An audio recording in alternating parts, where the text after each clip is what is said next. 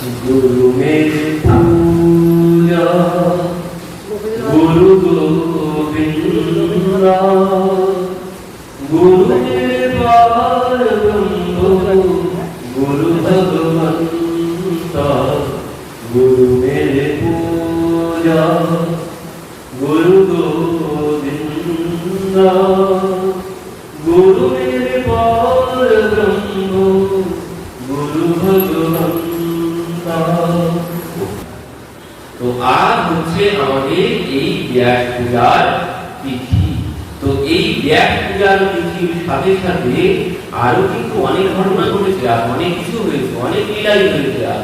আর শুধু শুধু ব্যাস পূজা হয় মানে ব্যাস দেবের আবির্ভাব তিথি, এই জন্য ব্যাস পূজা আছে।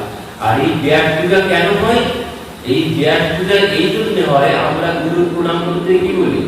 অজ্ঞানতিমিরন্যস্য জ্ঞানাঞ্জনো শলাকয়া চক্ষুরুন্মিলিতং येन তস্मै শ্রী গুরবে নমঃ। তো অজ্ঞানতিমিরন্যস্য, গুরু কি করে? গুরু অজ্ঞানতার অন্ধকার থেকে তোমাকে আলোয় নিয়ে আসে। গুরু শব্দের অর্থ কি? গুরু শব্দের এক অর্থ হচ্ছে বড়, গুরু মানে বিশাল গুরু, আর এক অর্থ কি? যিনি অন্ধকার থেকে আলো নিয়ে আসেন তিনি হচ্ছেন গুরু। তো আমাদের প্রকৃত গুরুকে, আমাদের প্রকৃত গুরু হচ্ছেন ব্যাসদেব। তিনি আমাদেরকে অন্ধকার থেকে আলোয় এনেছেন। তিনি যদি এই ভাগবত রচনা না করতেন, তিনি যদি 18 পুরাণ রচনা না করতেন, তিনি যদি মহাভারত রচনা না করতেন, প্রভুর এই লীলা যদি রচনা না করতেন, আমরা কোথা থেকে জানতাম? কোনো কিছুই আমাদের জানা হতো না। তো এই জন্য বলছে তিনি আমাদেরকে প্রকৃত অন্ধকার থেকে আলো দেখিয়েছেন। কিন্তু একটা চমৎকার কথা হচ্ছে এই, ব্যাসদেবজি যে এত গ্রন্থ লিখেছেন, 18 পুরাণ মহাভারত বেদ ভাগ করেছে, তো এত কিছু গ্রন্থ রচনা করেছেন, তিনি কোথাও এই কথা লেখেননি যে তোমরা আমার পূজা করো। কোথাও লেখেননি। এত কিছু তিনি রচনা করেছেন, কিন্তু কোথাও তিনি লেখেননি যে তোমরা আমার পূজা করো। এই জন্য নাভাদারজি এনাকে কি বলে? নাভাদারজি ভক্তমাল গ্রন্থে ব্যাসদেবজিকে শুধু ব্যাসদেবজি বলেন না, ওনাকে কি বলেন? বিনয় ব্যাস। ব্যাসদেবজির নামের আগে ইনি লাগিয়েছেন বিনয়, মানে এমন বিনয় কার মধ্যে নেই, এমন দীনতা, এমন বিনয় কার মধ্যে নেই। আমরা কিছু একটা করতে পারলেই বাপরে পাইনি, তখন আমার বুকটা ফুলে ফুলে থেকে 32 থেকে 36 ইঞ্চি হয়ে যায়, কিছু যদি একটা করতে পারি। আর ইনি এত কিছু করেছেন, এক জায়গাও কোথাও লেখেননি যে তোমরা আমার পূজা করো। এই কথা বলি, এই কথা বলছে নাভাদারজি, বলছে ব্যাসদেবজি এই কথা বলেননি। আর এই যে আমার পূজা করো, এই কথা বলে বর্তমান যুগের গুরুদেবরা, এই কথা বলেন বর্তমান যুগের গুরুদেবরা যে তোমরা আমার পূজা করো। শিষ্য গুরুকে ভাববে ভগবান, শিষ্য ভাববে আমার গুরু ভগবান, না ভাবে কোনো উপকার হবে না, কোনো লাভ হবে না। শিষ্য যদি নাই ভাবতে পারে যে আমার গুরু ভগবান, তাহলে কিন্তু কোনো লাভ হবে না। কিন্তু বলছে ওই গুরুদেব যদি কোনোদিন ভাবেন যে আমি ভগবান হয়ে গেছি, তাহলে কিন্তু সব জ্ঞান। শিষ্য ভাববে আমার গুরু ভগবান, কিন্তু গুরুদেব এই কথা কোনোদিন ভাবতে পারবেন না। বলছেন গুরুদেবের মনে যদি এই ভাবনা আসে যে আমি ভগবান হয়ে গেছি, ওই যে গুরু ব্রহ্মা গুরু বিষ্ণু গুরুদেব মহেশ্বর, আমি তাহলে সব ভগবান হয়ে গেছি, বলছেন এই ভাবনা যদি কোনো গুরুর মধ্যে আসে, বলছেন সে গুরু তো তলায় তলিয়ে যাবে, আর তার যত শিশু আছে সব নিয়েই সে তলিয়ে যাবে। গুরুদেব কোনোদিন এই ভাবনা ভাবতেই পারবেন না। কিন্তু শিষ্যকে ভাবতে হবে যে আমার গুরু ভগবান, গুরুদেবকে ভগবান জ্ঞানেই পূজা করতে হবে, তাহলেই তোমার সমস্ত অভীষ্ট পূর্ণ হবে। শ্রীবাস পণ্ডিত বললেন সমস্ত অভীষ্ট পূর্ণ হবে গুরুকে ভগবান রূপে পূজা করলে। তো এই যে ব্যাস পূজা, এই ব্যাস পূজা মহাপ্রভুই প্রচলন করছে। এর আগে ব্যাস পূজা হতো না, মহাপ্রভু এসে এই ব্যাস পূজার প্রচলন করলেন। কারণ প্রকৃত গুরু হচ্ছে এই ব্যাসদেবজি। তিনি আমাদেরকে অন্ধকার থেকে আলোর পথ দেখিয়েছেন। আর বলছেন এবার যে আমাদের কাছে আমরা যে গুরুকে পেয়েছি তাহলে ইনি কে? ব্যাসদেবজি যদি গুরু হন তাহলে ইনারা কারা? আমরা যাকে গুরু রূপে বরণ করেছি তিনি কে? তো বলছেন ইনি আর কেউ নন, ব্যাসদেবজি কে? ব্যাসদেবজি ভগবানেরই অংশ, ভগবানেরই অবতার। ঠিক তেমন এই গুরুকে বলছেন এই গুরু আর কেউ নয়, এই গুরু হচ্ছে ওই ধরুন এক পথ দিয়ে একজন ব্যক্তি চলেছেন, এখন চলতে চলতে সে এক কুয়ার মধ্যে পড়ে গেছে। এবার কুয়ার মধ্যে পড়ে সে চিৎকার করছে আমাকে বাঁচাও, এখান থেকে উদ্ধার করো। এখন সে সময়ই সেখান থেকে যাচ্ছিলেন একজন রাজা বা মহারাজা, যাচ্ছিলেন সেখান থেকে সেই কুয়ার পাশ দিয়ে। এবার যেতে যেতে কি হয়েছে, ইনি এই চিৎকার শুনতে পেয়েছেন। এবার এই চিৎকার শুনতে পেয়ে ইনি ওই কুয়ার কাছে গিয়েছেন, গিয়ে দেখছেন একজন ব্যক্তি ওই কুয়ার মধ্যে পড়ে আছে। তো এখন এবার কি হবে, এখন এই মহারাজ ভাবলেন এনাকে আমি উদ্ধার করবো কি করে, তো তার জন্য ভাবছেন এর ভিতরে আমাকে নামতে হবে। তো সেই জন্য এবার সেই মহারাজ যে রাজ পোশাক পরেছিল সে কি সেই রাজ পোশাক পরেই ওই কুয়ার মধ্যে যাবে? যাবে না। সে তার রাজ পোশাক এবার খুলে রাখলেন, রেখে সাধারণ মানুষের পোশাক পরলে, সাধারণ মানুষের পোশাক পরে সে এবার ওই কুয়ার মধ্যে নেমেছেন। কেন? কারণ ওই ওনাকে তোলার জন্য, কুয়ার ভেতর থেকে যিনি পড়েছে তাকে তোলার জন্য। তো এবার সেখানে আস্তে আস্তে লোকজন ভর্তি হয়ে গেল কিছুক্ষণ পরে। এবার বলছেন কি হয়েছে, বলছে এখানে কুয়ার মধ্যে একজন পড়ে গেছে। কেউ বলছে না এই কুয়ার মধ্যে দুইজন পড়েছে, কেউ বলছে না একজন পড়েছে আর একজন তাকে উদ্ধার করতে গেছে। আর এই একজন আর কেউ নয়, স্বয়ং মহারাজা, আমাদের মহারাজাই গিয়েছেন তাকে উদ্ধার করতে এই কুয়ার মধ্যে। তো বলছেন এই যে এই ভব সংসার রূপী কুয়ার মধ্যে আমরাই সবাই পড়ে আছি, আর আমাদেরকে তুলতে এসেছেন কে?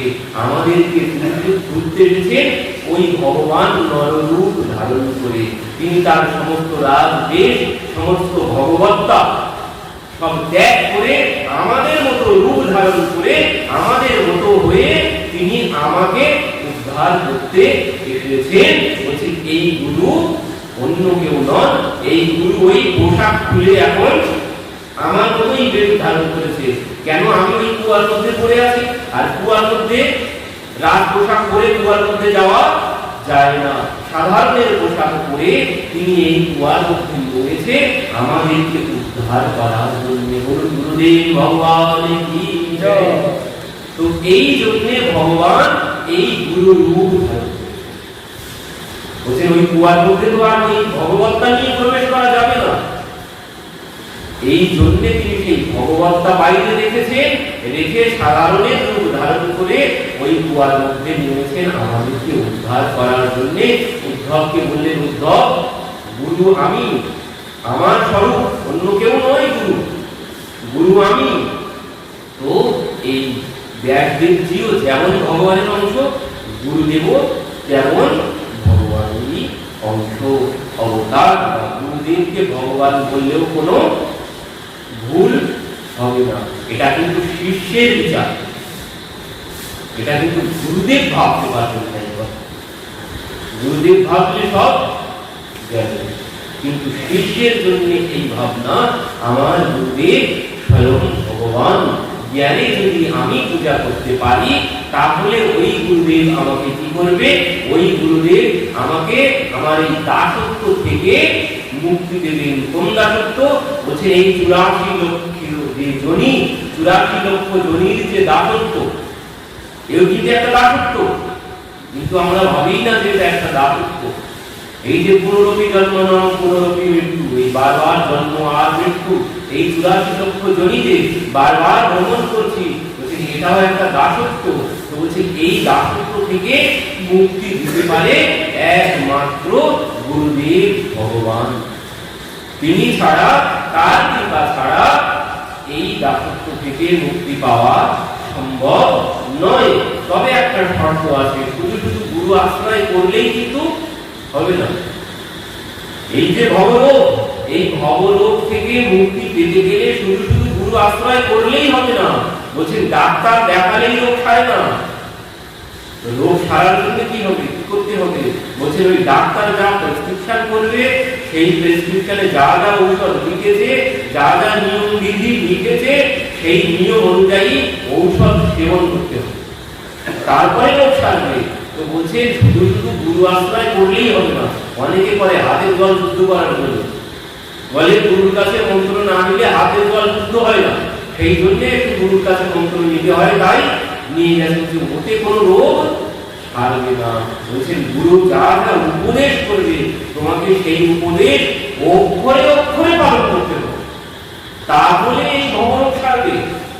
আর যদি শুধু ডাক্তার দেখিয়ে গেলাম, ঔষধপত্র কিছু সেবন করলাম না, তাহলেও যেমন রোগ সারবে না, ঠিক তেমন শুধু শুধু গুরু আশ্রয় করলেও রোগ সারবে না। গুরুর উপদেশ মানতে হবে, গুরু যা করবে গুরুর কথা গ্রহণ করেই চলতে হবে, গুরুর নির্দেশ মেনেই চলতে হবে। অনেকে আছে গুরুর কাছ থেকে শিক্ষা নিলাম হাতের জল শুদ্ধ করার জন্য, তারপর গুরু আছে কিনা গেছে সে খবরও আর জানে না। এমন অনেক শিশু আছে, ওই মন্ত্র নিয়ে চলে গেলাম, গুরুতে গেল না আছে, কোথায় গেল কোনো খবর নেই। অমন মন্ত্র নিয়ে কোনো লাভ হবে না। মাঝে মাঝে চেক আপে যেতে হয়, বড় যদি রোগ হয় মাঝে মাঝে ডাক্তারের কাছে ঔষধ খেলে বলেন সুস্থ হলেও মাঝে মাঝে এসে আমার কাছে এসে দেখিয়ে দিল। ঠিক যেমন মাঝে মাঝে গুরুর কাছে এসে চেক আপ করিয়ে যেতে হয় যে আমার মধ্যে রোগ কতটা আছে আর কতটা গেছে। তো গুরুর উপদেশ না মানলে কোনো উপকার হবে না। তো এই গুরু কি করে, বলছেন এই গুরু তোমাকে এই জন্ম মৃত্যুর দাসত্ব থেকে মুক্তি দেয়। ভাগবতে সুখদেব জি বলছে নৃদেহমাদ্যম সুলভম সুদুর্লভম প্লাবম সুকল্পম গুরুকর্ণধারম। কি বলছে, নৃদেহমাদ্যম সুলভম সুদুর্লভম, এই মানব শরীর অতি দুর্লভ বিষয়, আমরা অতি সুলভে পেয়ে গেছি প্রভুর কৃপাতে। কিসের জন্য পেয়েছি, বলছেন প্লাবম সুকল্পম গুরুকর্ণ ধারম। এই গুরু রূপী কর্ণধার, বলছেন এই মানব শরীর এটি কেমন, এটি হচ্ছে নৌকার মতো। এই নৌকা কি জন্য পেয়েছি, বলছেন এই ভব সমুদ্র পার হওয়ার জন্য, এপার থেকে ওপারে যাওয়ার জন্য। তো বলছেন শুধু শুধু নৌকা হলেই ওই পার থেকে ওপারে যাওয়া যায় না, ওপারে যেতে গেলে একজন সুদক্ষ মাঝির প্রয়োজন আছে।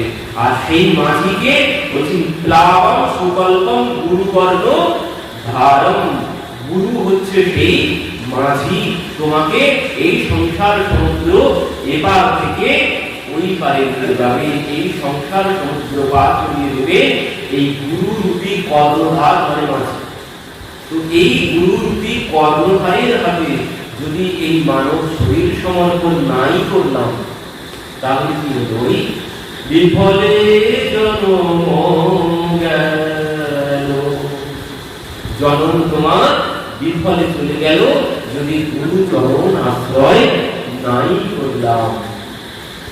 আমরা ভাবি কি, আমরা ভাবি যে এই তো বেশ ভালো আছে, এই স্ত্রী পুত্র টাকা পয়সা বাড়ি গাড়ি সংসার নিয়ে তো ভালোই আছি, ওসব করে কি হবে, কোনো তো প্রয়োজন অনুভবই হয় না। গুরুর যে প্রয়োজন আছে সেই প্রয়োজনই তো অনুভব হয় না আমাদের।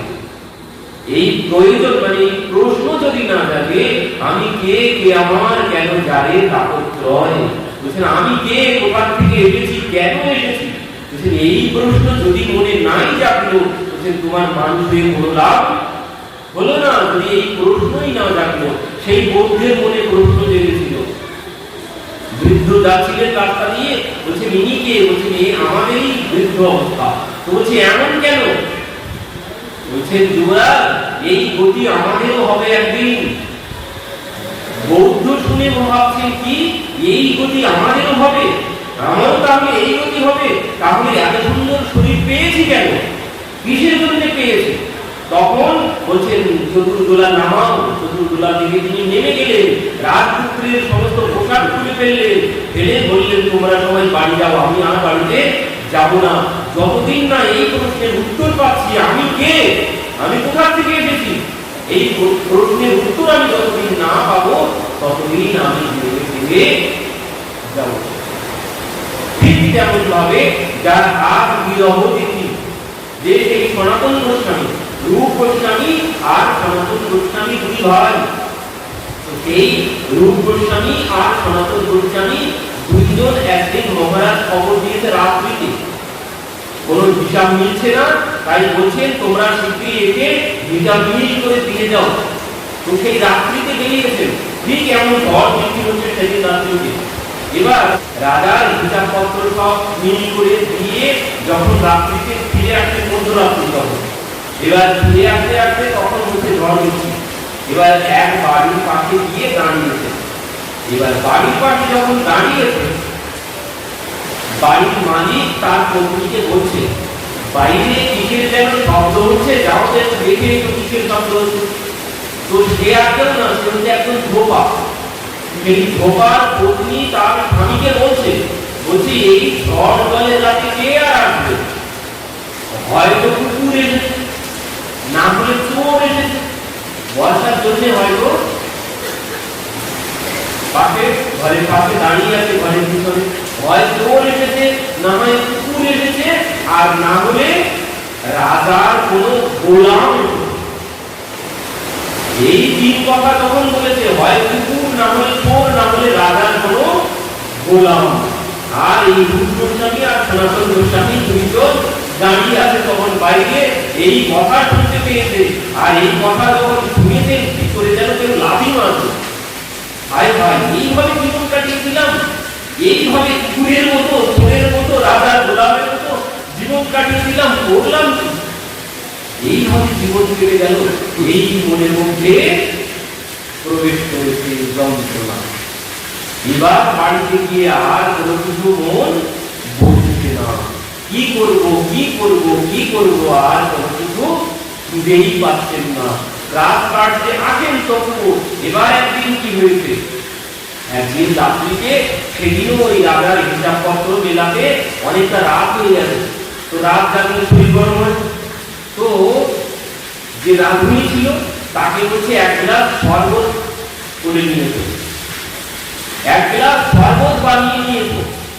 এবার সেই রাঁধুনি কি করেছে, রাত্রিতে তো এখন যে শরবতের জায়গায় কি করেছে, ময়দা মিলাতে করে ভুলে ময়দা জল এনে দিয়েছে। আর এনারা এত কাজের মধ্যে করেছিলেন, সেই ময়দা গুলা জলই পান করে নিয়েছেন, কোনো কিছুই বুঝতে পারেনি। এবার পরের দিন সেই রাঁধুনি যখন রান্নাঘরে এসেছে, এসে দেখছেন যে ময়দার কৌটা খোলা সম্মুখে পড়ে আছে। ব্যাপার ময়দার কৌটা এখানে কি জন্য খোলা পড়ে আছে। তারপরে ভাবলেন হায় হায়, আমি সেনাপতি মহাশয়কে শরবতের বদলে তাহলে কি ময়দা দিয়ে দিয়েছিলাম নাকি রাত্রিতে। এবার পরের দিন গিয়ে এই জমির খান আর সাগর বলি অমর আর সন্তোষ দুইজনের নাম, তো এবার এনাদের দুইজনের কাছে অমর আর সন্তোষের কাছে এই রাহুল গিয়ে পরবরে বলছেন ক্ষমা করে দিন, আমার বড় অপরাধ হয়ে গেছে। বলছি কেন, কি হয়েছে, কি জন্য তুমি ক্ষমা চাইছো? বলছেন কেন আপনি জানেন না কি জন্য আমি ক্ষমা চাইছি? আপনি ক্ষমা করে দিন, আপনি সব জানেন আমি কি জন্য ক্ষমা চাইছি। না না আমি কোনো কিছু জানি না, বলো কি হয়েছে, কি জন্য তুমি ক্ষমা চাইছো? বলছে কি, গতকাল রাত্রে যে শরবত দিয়েছিলাম আপনাদেরকে পান করতে, ওটা কোনো শরবত ছিল না, তাহলে কি দিয়েছিলে? বলছে ময়দা গুলে দিয়েছিলাম। এবার এই কথা শ্রবণ করে ভাবছেন হায় হায়, এত এই সংসারের মধ্যে ঢুকে আছি। এই যখন এই ঘটনা ঘটেছে তখনই ভাবতে শুরু করলেন যে আমরা এইভাবে দাসত্ব করছি, কি পান করছি সেটুকু জ্ঞান নেই আমাদের, এমন ভাবে মায়া দাসত্ব করছি, এই দাসত্ব আর নয়, আর করব না। এবার ভাবতে শুরু করলেন তাহলে এই জীবনের লক্ষ্য কি, এই মানব শরীর কি জন্য পেয়েছি, এই মানব শরীরের লক্ষ্য কি। এবার এই প্রশ্ন জেগেছে। মহাপ্রভু পুরীধাম থেকে বৃন্দাবনে যাচ্ছিলেন, যেতে যেতে বৃন্দাবন যাওয়ার বাদ দিয়ে রামদেবকে গিয়ে উপস্থিত হলেন।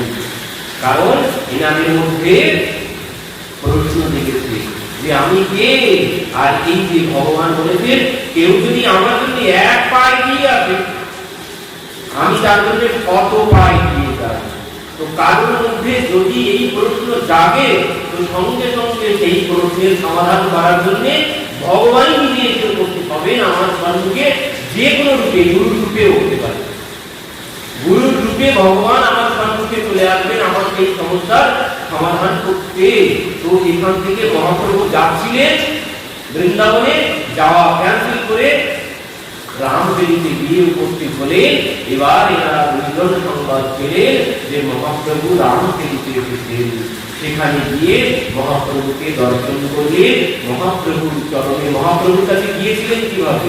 মহাপ্রভুর কাছে গিয়েছিলেন ওই সেই আমরা কবিদাসের কথা শ্রবণ করছিলাম, সেখানে সেই কাশীর জমিদার যেভাবে গিয়েছিলেন সেইভাবে উপাসনা প্রতিষ্ঠানে গিয়েছিলেন মহাপ্রভুর কাছে।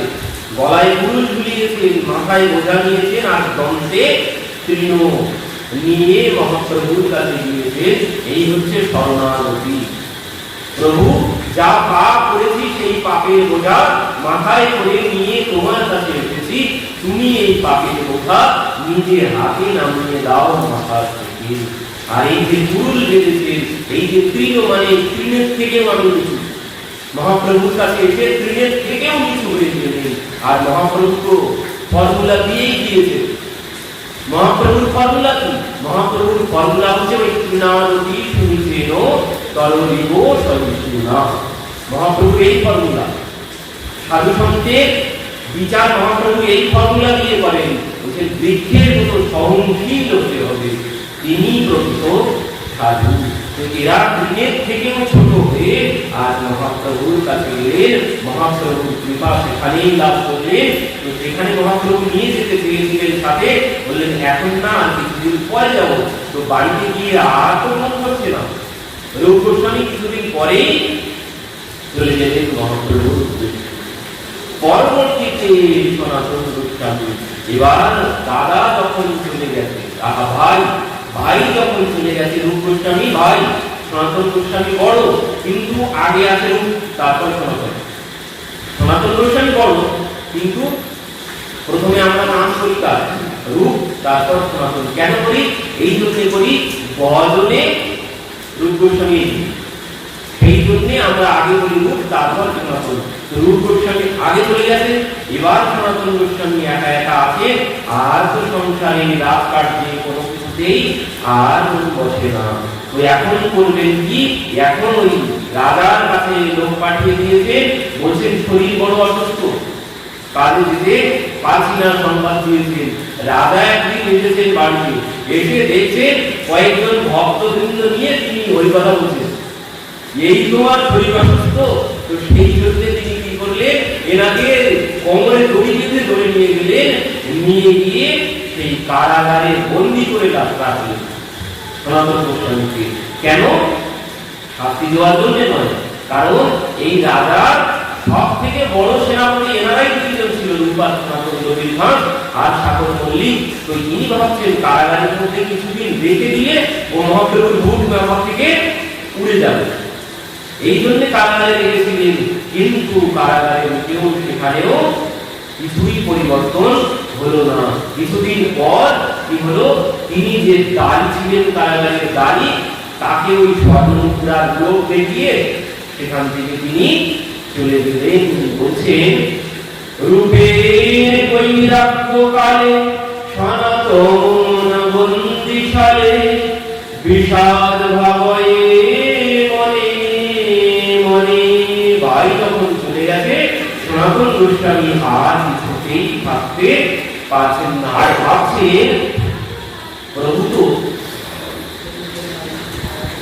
ভাইকে কৃপা করেছে, শ্রীরূপের করুণা করি দান করিল গৌর হরি, অধমে না হইল স্মরণ। রূপ গোস্বামীকে তিনি, রূপকে তিনি করুণা করেছেন, আমাকে তিনি কি করুণা করবেন না?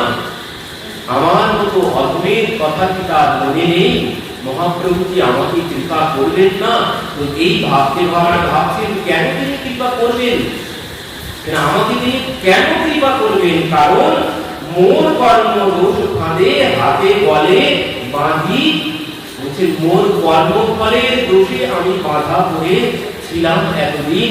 তো সেই কর্মফল থেকে প্রভুই পাইন একমাত্র আমাকে মুক্তি দিতে। দুদিকে দাবানল, পশ্চাতে অগাধ জল।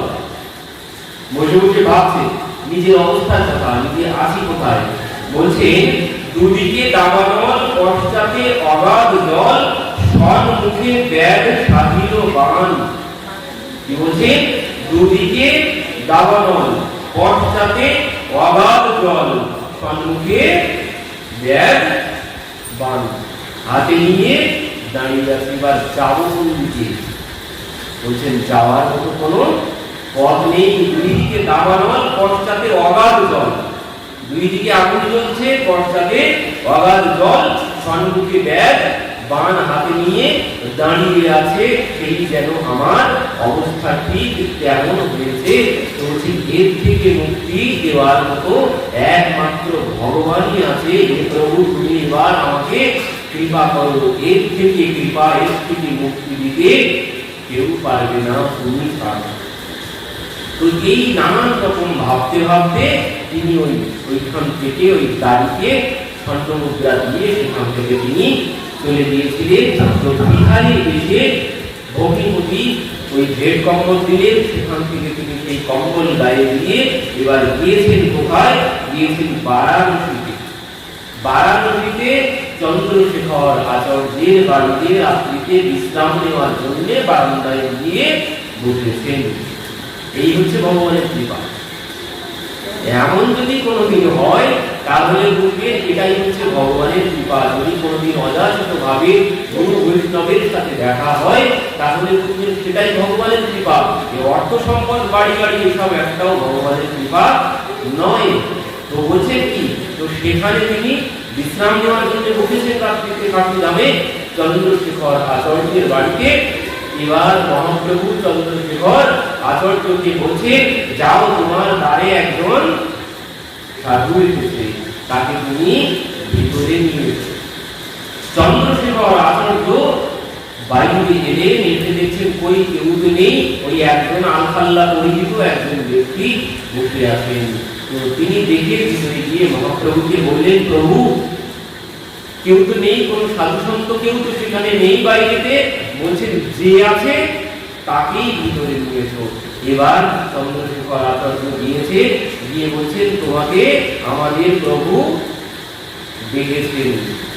আর এই কথা শ্রবণ করে সনাতন গোস্বামী তো ভিতরটা এবার তোলপাড় হতে শুরু করেছে। এই কোন প্রভু আমাকে ডেকেছেন? এটি সেই প্রভু না? কোন প্রভু আমাকে ডেকেছে? আর প্রভু এখানেই কেন থাকবে? তো এবার আস্তে আস্তে তিনি ভিতরে প্রবেশ করেছেন। ভিতরে যখন প্রবেশ করেছেন, প্রবেশ করে দেখছেন সেই উজ্জ্বল বরণ গৌর বর দেহম প্রভু বসে আছেন সেই চন্দ্রশেখর আচার্যের গৃহে। গিয়েই প্রভুকে একবার দর্শন করেছেন। সঙ্গে সঙ্গে পেছন দিকে সরে আসছেন। মহাপ্রভু বলছেন, কি ব্যাপার, তুমি এইভাবে সরে যাচ্ছ কেন? সনাতন গোস্বামী বলছেন, প্রভু, তোমার দিকে তাকানোর মতো আর তোমার কাছে যাওয়ার মতো এমন সৌভাগ্য আমার নেই। কেন? বলছেন, আমি এতদিন ওই পাপের মধ্যেই ডুবেছিলাম। এতদিন যত পাপ করেছি সেই পাপের জন্য তোমার কাছে যাওয়ার মতো শক্তি আমার মধ্যে নেই। আমার মতো পাপী জগতে নেই। আমি কোন পাপ করিনি? কারণ মুসলিমের সাথে থেকেছি, আমি হিন্দু হয়ে মুসলিমের সাথে থেকেছি, তার নির্দেশ মতো চলেছি। তো যা না করা উচিত আমি সেটাও করেছি। বলছেন, আমার মতো পাপী এই জগতে নেই। তো মহাপ্রভু নিজে মুখে বেদন করুণা করে পরবর্তীতে এখানে তো অনেক কথা বলছে।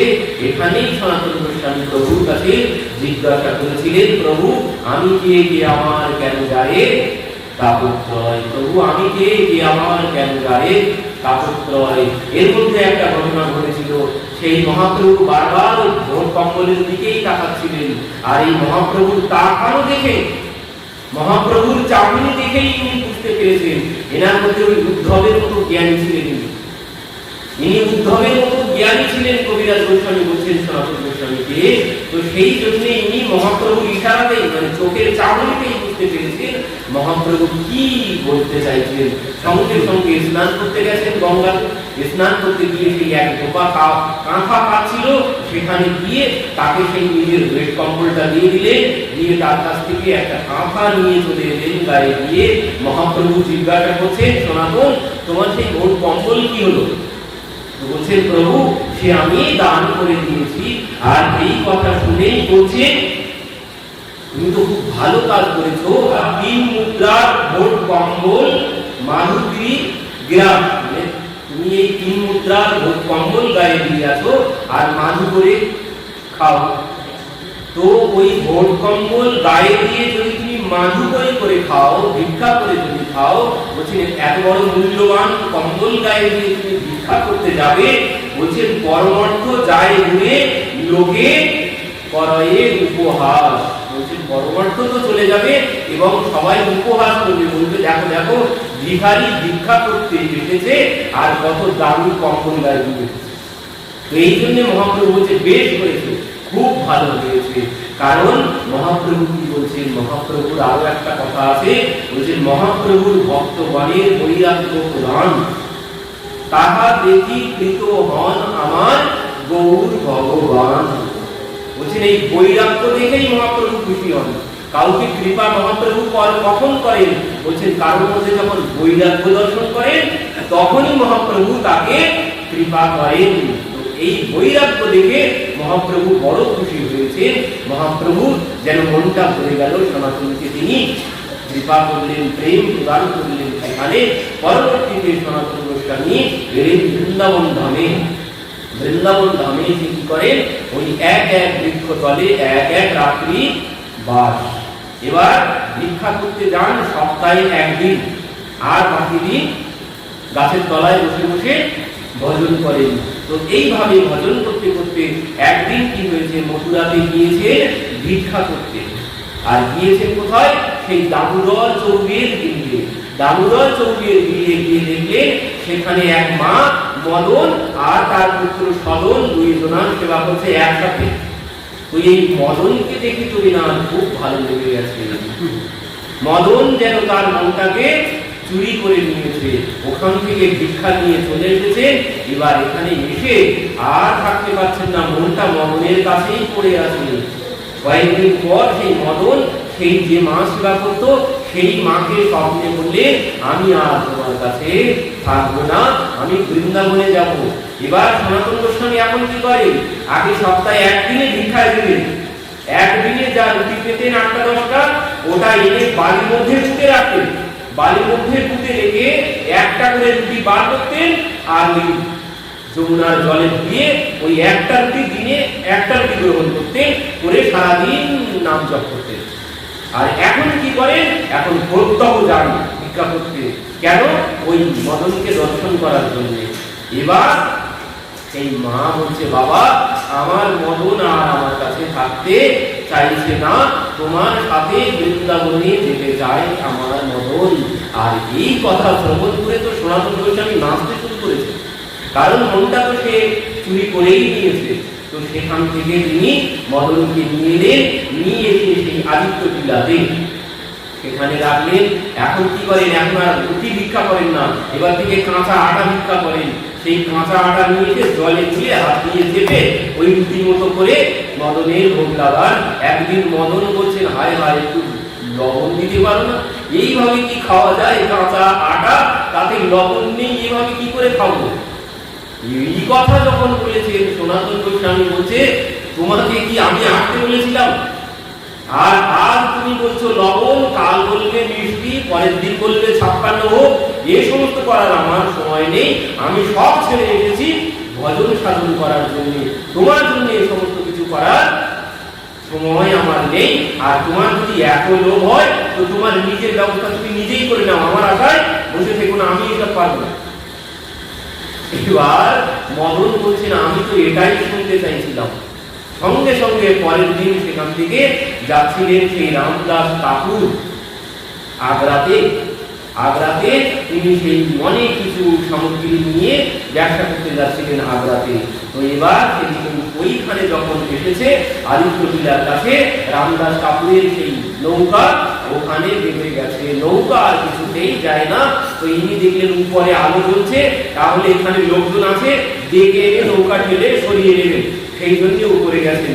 উপরে গিয়ে দেখলেন ওই সনাতন গোস্বামী বসে আছে, গিয়ে বলছেন বাবা আমার নৌকাটা এখানে বেঁধে গেছে। আর যেই বলেছেন সনাতন গোস্বামী হো করে হাসতে শুরু করেছেন, বলছেন কি ব্যাপার, আমার এত বড় বিপদ, কত টাকার মালপত্র আছে জানেন ওই নৌকাতে, আপনি এইভাবে হাসছেন আমার বিপদের কথা শুনে? তো বলছেন আমি হাসছি কেন জানেন, আপনার ওই নৌকা বাঁধেনি, আপনার ওই নৌকা বাঁধানো হয়েছে। সে কি বাঁধানো হয়েছে মানে, কে বাঁধিয়েছে আমার এই নৌকা? ওই দেখো ওখানে ওই দাঁড়িয়ে আছে ওই তিন ব্যাপার, ওই বাঁধিয়েছে, ওই বেঁধে রেখেছে, ওর কাছে যাও, ওখানে গিয়ে বলো তোমার নৌকা ছেড়ে যাবে। এবার তিনি সেখানে গেলেন, রামদাস কাপুর মদন মোহনের কাছে গিয়ে বললেন প্রভু আমার নৌকা তুমি ছেড়ে দাও, বাণিজ্য করে ব্যবসা করে ফিরে যাওয়ার সময় এবার যা লাভ হবে সব আমি তোমাকে দিয়ে যাব। এবার বলেই দেখলেন নৌকা ছেড়ে গেছে। তিনি গেলেন এবার ব্যবসা করতে, সেখান থেকে বলছেন এবার 10 গুণ লাভ হয়েছিল। পরবর্তীতে যা অর্থ পেয়েছিলেন সব এনে এখানে তিনি মন্দির বানিয়েছিলেন মদনমোহনের, সেখানে মন্দির বানিয়ে মদনের সেবা পূজা শুরু করে দিলেন। ওনার পত্নীকে এখানে নিলেন, 2 জন স্বামী স্ত্রী মদনের সেবা করতে লেগে গেলেন। এখন 56 ভোগ লাগে, আর ওই কাঁচা রুটি খেতে হয় না, নিজের ব্যবস্থা তিনি নিজেই করে নিয়েছেন। কিন্তু সনাতন গোস্বামীকে প্রসাদ দিতে গেলেন, তিনি কোনো প্রসাদ গ্রহণ করেন না। মদন একদিন বলছে বাবা আমি তো সব ব্যবস্থা করেছি, তো তুমি প্রসাদ কেন গ্রহণ করো না?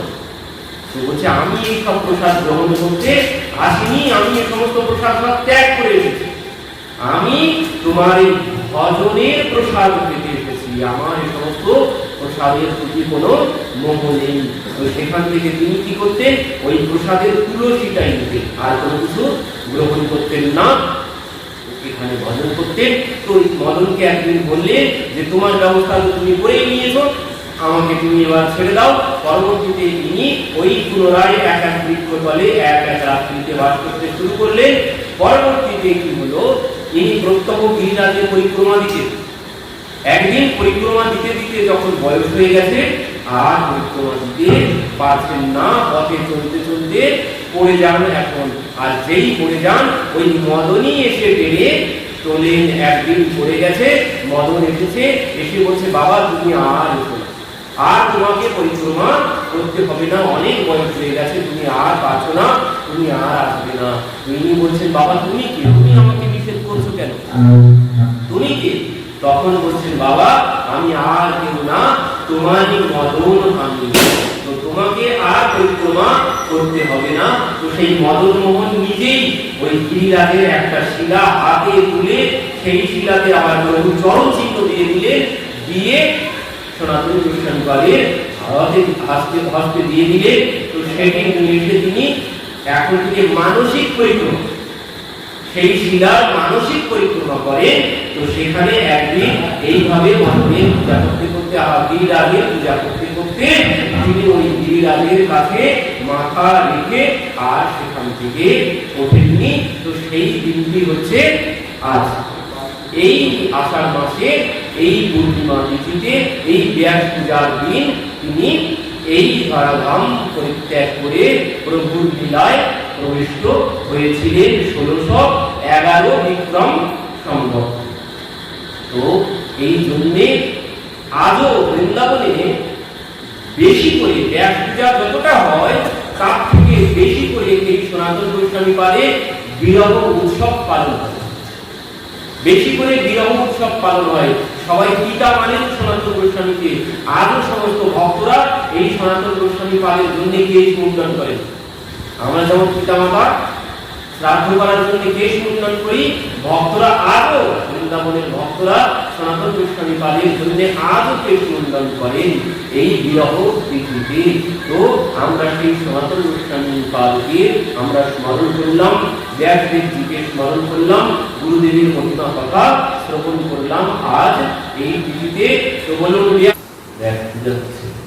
মহাপ্রভু শ্রীবাস পণ্ডিতে গিয়ে শ্রীবাসকে ডেকে বললেন এই ব্যাস পূজার কথা এই আষাঢ় মাসে পূর্ণিমা তিথিতে। তো সেখান থেকে এই ব্যাস পূজার প্রারম্ভ হলো। তো সেখানে শ্রীবাস পণ্ডিত নিত্যানন্দ প্রভুকে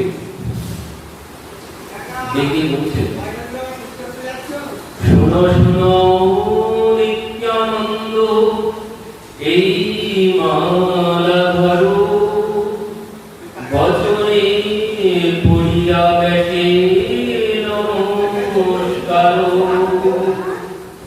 শাস্ত্র বিধি আছে মালা আপনি সে দিবা, ব্যাস তুষ্ট হইলে সর্বভীষ্ট পাইবা।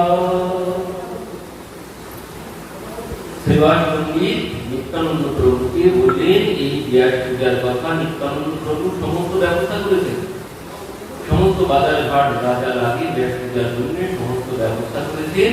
করে এবার ব্যাস পূজার দিন নিত্যানন্দ প্রভুর হাতে মালা দিয়ে বলছেন, শোনো শোনো নিত্যানন্দ, এই মালা ধরো, বচনে পড়িয়া ব্যাস দেবে নমস্কার। শাস্ত্র বিধি আছে মালা আপনে সে দিবা, ব্যাস তুষ্ট হইলে সর্ব অভীষ্ট পাইবা।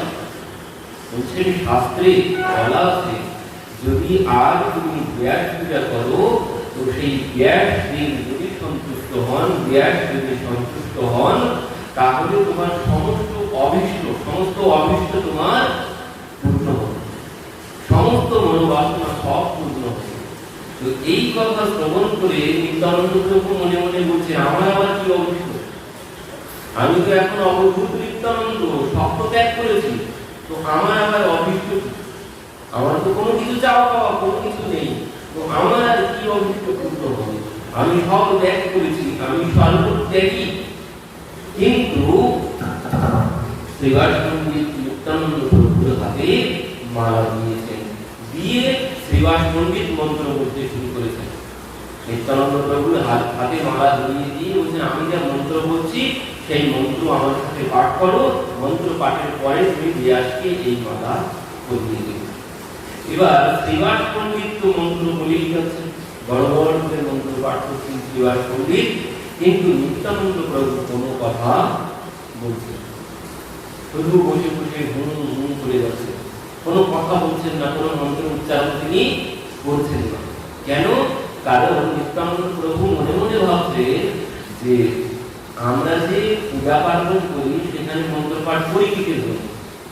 ভগবানকে আহ্বান করার জন্য, ভগবানকে নামিয়ে নিয়ে আসার জন্য, দেব দেবীকে নামিয়ে নিয়ে আসার জন্য তাকে আহ্বান করি, মন্ত্র পাঠ করি। মন্ত্রাধীন দেবতা, তো মন্ত্র পাঠ করলে সবাই চলে আসে, তো আমরা মন্ত্র পাঠ করি ভগবানকে দেবতাকে নামিয়ে নিয়ে আসার জন্য। আর এখানে যে মন্ত্র পাঠ হচ্ছে বলছেন তিনি তো বসে আছেন, ভগবান তো সম্মুখে বসে আছেন, তাহলে মন্ত্র পাঠের কি প্রয়োজন আছে? এই জন্য নিত্যানন্দ প্রভু কোনো মন্ত্র কোনো কিছু উচ্চারণ করছেন না, চুপচাপ মালা হাতে বসে বসে হুম হা করে যাচ্ছে। আর শ্রীবাস পণ্ডিত ওইদিকে মন্ত্রের পর মন্ত্র বলে যাচ্ছে, তিনি একটাও কথা উচ্চারণ করছেন না। তখন শ্রীবাস পণ্ডিত বলছেন, শ্রীবাস পণ্ডিত প্রভু চরণে বলিলে না পূজায় ব্যাট এই শ্রীপাদ তোমার, বলছেন তোমার শ্রীপাদ, নিত্যানন্দ প্রভুকে শ্রীপাদ বলে ডাকেন, তো বলছেন তোমার এই শ্রীপাদ ব্যাট পূজা করতে চাইছে না, আমি এত মন্ত্র পাঠ করছি এই কোনো মন্ত্র বলছে না। তো এই কথা শ্রবণ করে মহাপ্রভু আস্তে আস্তে নিত্যানন্দ প্রভুর কাছে এসেছেন, কাছে এসে বলছেন শুনো শুনো নিত্যানন্দ শুনহ বচন, মালা দিয়া ঝট করো ব্যাসের পূজন। নিত্যানন্দ ঝটপট তুমি মালা মালা দিয়ে ব্যাস পূজা সমাপন করেছেন। এবার এই কথা যখন বলেছে, সঙ্গে সঙ্গে নিত্যানন্দ প্রভু কি করেছেন, দেখিলে নিত্যানন্দ প্রভু বিশ্বম্ভর, মালা তুলে দিলা তার মস্তক উপর। মহাপ্রভু যখন পাঠে এই কথা বলেছে, যিনি নিত্যানন্দ ঝটপট ব্যাস পূজা সেরে ফেলেন। আর এই কথা বলাতেই নিত্যানন্দ প্রভু উঠে দাঁড়িয়ে সঙ্গে সঙ্গে উঠে দেখিলেন নিত্যানন্দ প্রভু বিশ্বম্বর, মালা তুলে দিলা তার মস্তক উপর। মহাপ্রভুর গলে মালা পরিয়ে দিয়েছে। চাঁচল চিকুরে মালা শোভে অতি ভার, ছয় ভুজা বিশ্বম্বর হইলা তৎকাল। নিত্যানন্দ প্রভু যেই মহাপ্রভুর গলায় মালা পরিয়ে দিয়েছেন, সঙ্গে সঙ্গে বলছেন চাঁচল চিকুরে মালা শোভে অতি ভাল। সুন্দর দেখাচ্ছে মালা পরিধান করে, চাঁচল চিকুর কেশ, আর সেখানে মালা পরিধান করিয়ে দিয়েছেন। বলছেন দেখতে তো খুব সুন্দর লাগছে। এমন সময় কি হয়েছে, সবাই মহাপ্রভুর দিকে তাকিয়ে আছে। সেই মুহূর্তে বলছে ছয় পূজা বিশ্বম্বর হইলা তৎকাল। মহাপ্রভু সেখানে সর্বভুজ রূপ ধারণ করলেন। শঙ্খ চক্র গদা পদ্ম শ্রীহল মুষল, দেখিলা বিস্মিত হইলা নিত্যানন্দ বিহব্য। শঙ্খ চক্র গদা পদ্ম শ্রীহল মুষল, ছয় হস্তে প্রভু। আর এই রূপ দেখে নিত্যানন্দ প্রভু সেখানে বিস্মিত হয়ে অচৈতন্য হয়ে পড়েছে। প্রভুর ষড়ভুজ মুক্তি দর্শন করে, ষড়ভুজ মুক্তি দেখি মূর্ছা পাইলা নিতাই, পড়িলা পৃথিবী তলে ধাতুমাত্র নাই। কোনো জ্ঞান নেই, মাটিতে লুটিয়ে পড়েছেন তিনি অচৈতন্য অবস্থায়। নিত্যানন্দ প্রভুর মধ্যে কোনো জ্ঞান নেই। অনেক সময় হয়ে গেছে, নিত্যানন্দ প্রভুর বাহ্য জ্ঞান ফিরে আসছে না। পরবর্তীতে মহাপ্রভু নিত্যানন্দ প্রভুর কাছে গিয়েছেন, গিয়ে বলছেন উঠো উঠো নিত্যানন্দ, স্থির করো চিত, সংকীর্তন শুনিছে তোমার সমীপ, যে কীর্তন নিমিত্ত করিলে অবতার, সেই তোমার সিদ্ধি হইল কিবা চাওয়া।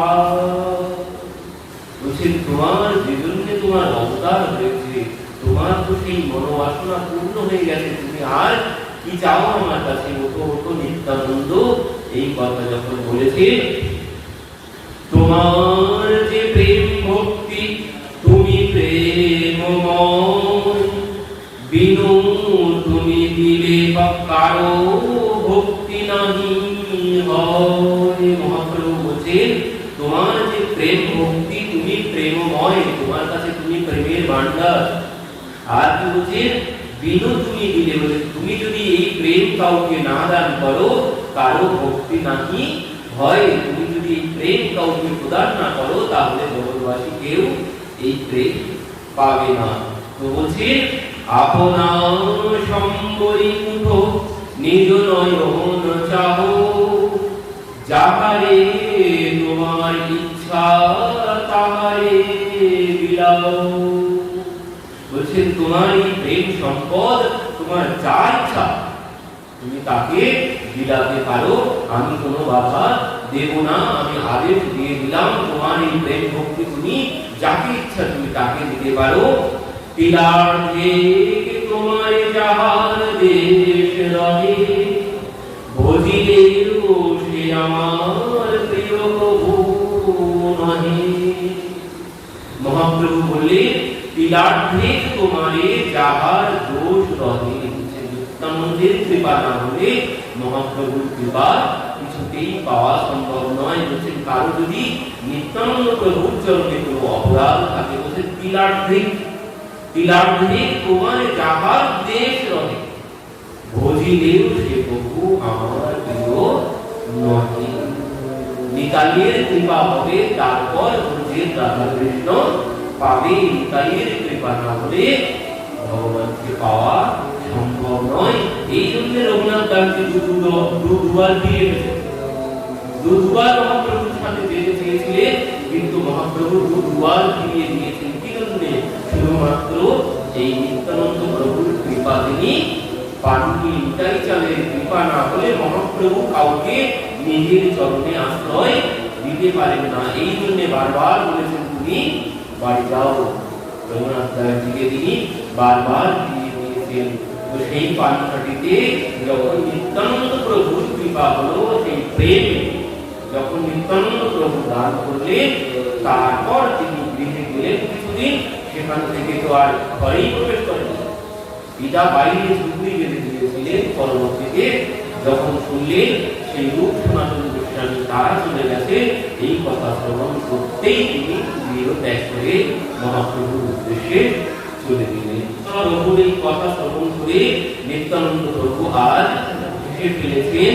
বলছেন, ঠাকুর তোমাকে আমি চিনিয়া লইয়াছি। নিত্যানন্দ প্রভু এবার বলছেন যে আমি তোমাকে সম্পূর্ণ রূপে চিনতে পেরেছি, আমি তোমাকে চিনে নিয়েছি।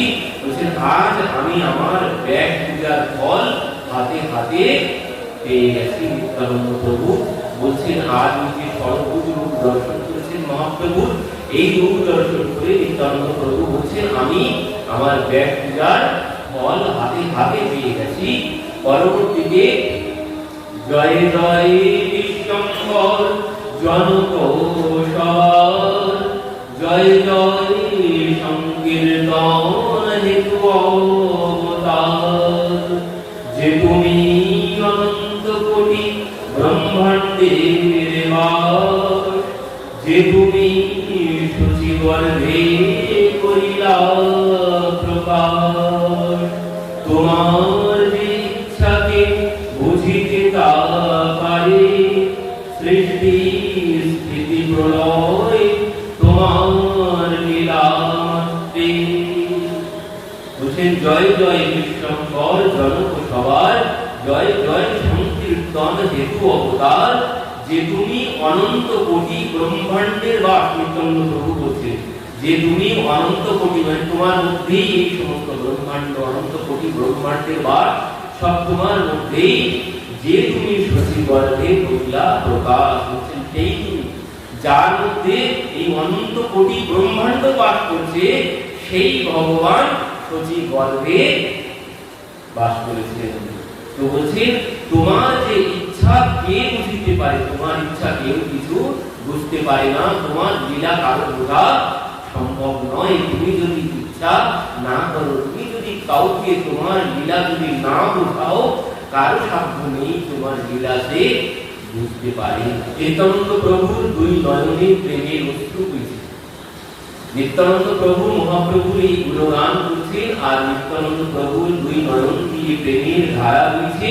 পরবর্তীতে সভাপতি মহাপ্রভু বলিলা বচনে, পূর্ণ হইল ব্যাস পূজা কলহ কীর্তনে। বলছে এবার ব্যাস পূজার সমাপন হয়েছে।